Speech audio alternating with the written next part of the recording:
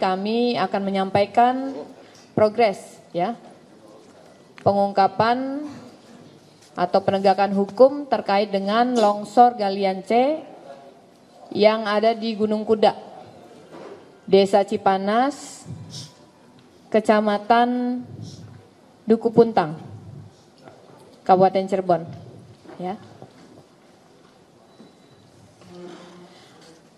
Adapun sama-sama kita ketahui bahwa pada hari Jumat tanggal 30 Mei 2025 sekira pukul 10.00 WIB di proyek Galian C atau proyek pertambangan Koperasi Al Ajariyah, termasuk tadi saya sampaikan Desa Cipanas, Kecamatan Duku Puntang, terjadi aktivitas ya penambangan material limestone atau truss yang dilakukan oleh para pekerja ya. Yang kemudian terjadi longsor sehingga menimbulkan adanya korban jiwa dan kerugian material berupa alat berat dan truk. Dari hasil penyidikan, serangkaian proses penyelidikan dan penyidikan serta gelar perkara yang kami lakukan, kami sudah melakukan pemeriksaan terhadap 8 orang, ya, 8 orang saksi. Kemudian dari serangkaian penyidikan itu, kami menetapkan 2 orang tersangka. 2 orang tersangka dengan inisial AK, yang merupakan Ketua Koperasi Al Ajariyah, selaku pemilik tambang, yang beralamat di Desa Bobos, Kecamatan Duku Puntang, Kabupaten Cirebon. Kemudian tersangka yang kedua yaitu inisial AR yang merupakan Kepala Teknik Tambang atau pengawas ya, yang beralamat di Desa Girinata, Kecamatan Duku Puntang, Kabupaten Cirebon. Adapun barang bukti yang berhasil kami sita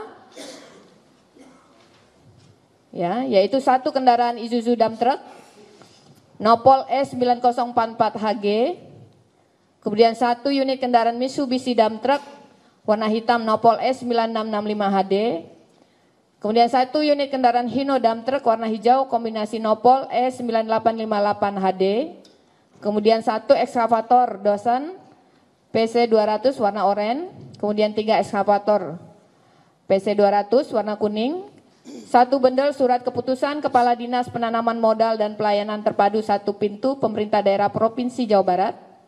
Kemudian nomor 540-64-29.1.70.0 DPMP TSP 2020 tentang izin usaha pertambangan koperasi produksi koperasi Al Ajariyah yang ditetapkan tanggal 5 November 2020.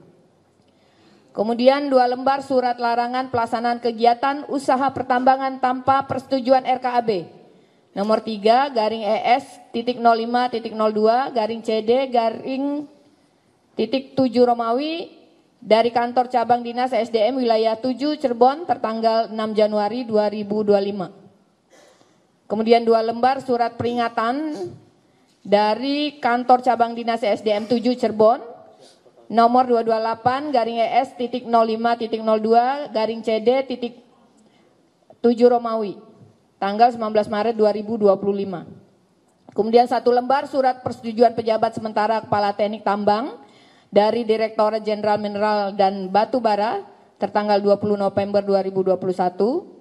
Kemudian 1 lembar surat hasil uji kompetensi pengawas operasional pertambangan mineral dan batu bara tertanggal 21 Oktober 2021, 4 lembar surat keputusan LSP Energi Mandiri nomor 344 garing SK garing LSP strip PM garing 03 garing 10 garing 2021 tentang skema sertifikasi pengawas operasional pertama, pengawas operasional media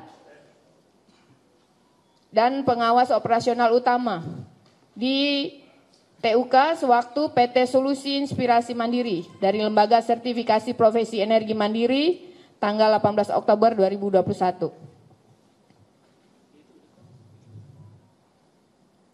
Adapun modus operandi ya, tersangka AK mengetahui adanya surat larangan pelaksanaan kegiatan usaha pertambangan tanpa persetujuan RKAB yang ditujukan kepada pemegang IUP dan mengetahui adanya surat larangan dari kantor cabang Dinas SDM 7 Cirebon untuk pelaksanaan kegiatan usaha pertambangan tanpa persetujuan RKAB tanggal 8 Januari 2025.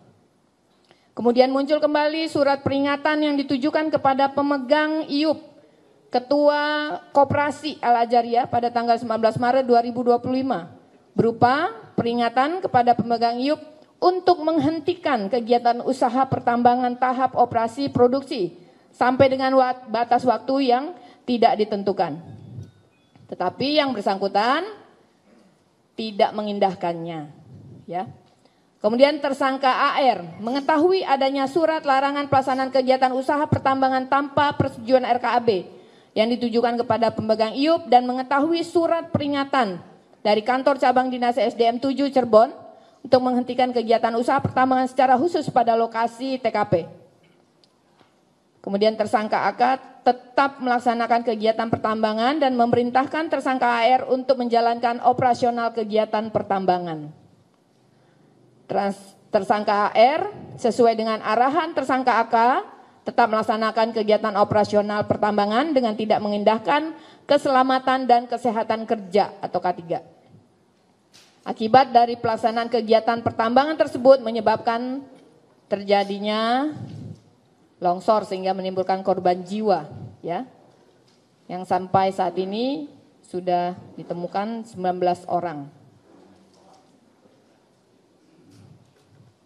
Terhadap para tersangka dikenakan, kami sangkakan pasal 98 ayat 1 dan ayat 3 Undang-Undang Nomor 32 Tahun 2009 tentang perlindungan dan pengelolaan lingkungan hidup. Ancaman pidana penjara paling singkat 5 tahun, paling lama 15 tahun. Dan denda paling sedikit 5 miliar dan paling banyak 15 miliar. Dan atau pasal 99 ayat 1 dan ayat 3 Undang-Undang 32 tahun 2009 tentang perlindungan dan pengelolaan lingkungan hidup dengan ancaman pidana penjara paling singkat 3 tahun dan paling lama 9 tahun, denda paling sedikit 3 miliar dan paling banyak 9 miliar. Dan atau pasal 35 ayat 3 junto pasal 186 Undang-Undang Nomor 13 tahun 2003 tentang ketenaga kerjaan sebagaimana yang telah diubah dalam Undang-Undang Nomor 6 Tahun 2023 tentang penetapan peraturan pemerintah pengganti Undang-Undang Nomor 2 Tahun 2022 tentang Cipta Kerja menjadi undang-undang dengan ancaman pidana paling singkat 1 bulan dan paling lama 4 tahun. Pengurus dan atau pengusaha yang tidak menyediakan atau memberikan alat pelindung diri diwajibkan kepada tenaga kerjanya dan atau pemberi kerja yang tidak memberikan perlindungan keselamatan kepada tenaga kerjanya, ya. Kita sangkakan pasal 3 junto pasal 14, pasal 15 Undang-Undang Nomor 1 Tahun 70 tentang keselamatan kerja dengan kurungan selama-lamanya 3 bulan dan denda setinggi-tingginya Rp100.000. Kemudian dan atau diterapkan juga dalam kasus ini yaitu pasal 359 KUHP, junto pasal 55 dan 56. Ya, barang siapa karena kesalahannya atau kealpannya menyebabkan orang lain mati. Sebagaimana tadi yang saya sebutkan.